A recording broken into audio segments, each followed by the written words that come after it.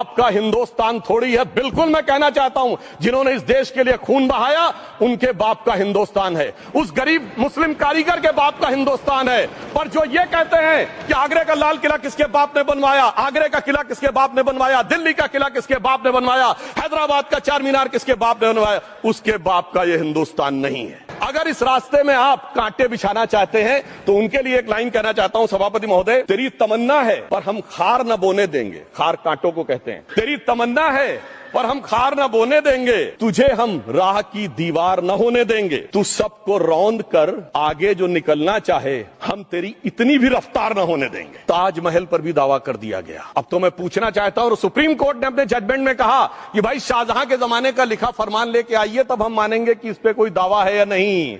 आप सोचिए कि अगर ये वक्त का कानून इसी ढंग से चला होता तो क्या होता। जब शाहजहां जेल में था और दूर से उस ताजमहल को देखता था और उसे सिर्फ एक सुराही पानी मिलता था और उसने औरंगजेब से कहा एक सुराही पानी और भिजवा दो, तो जानते उसने मना कर दिया। तो दुखी होकर शाहजहां ने फारसी में लिखा, ए पिसर तू अजब मुसलमानी, जे पिदरे जिंदा आप तरसानी, आफरीन हिंदुआन सदबार, जे देहंद पिदरावा मुर्दा देवम आप। मतलब तू कैसा मुसलमान है जो जिंदा बाप को पानी के लिए तरसा रहा है, तुझसे तो आफरीन 100 बार उन हिंदुओं को है जो पितृपक्ष में मरे हुए बाप को भी पानी देते हैं। नया मुल्ला प्याज ज्यादा खाता है, हिंदी में कहावत होती है, परंतु यहां तो जो गैर मुल्ला प्याज बहुत खा रहा था, और इतना खा रहा था कि आंसू निकल रहे थे गरीब मुसलमान के भी और देश के भी।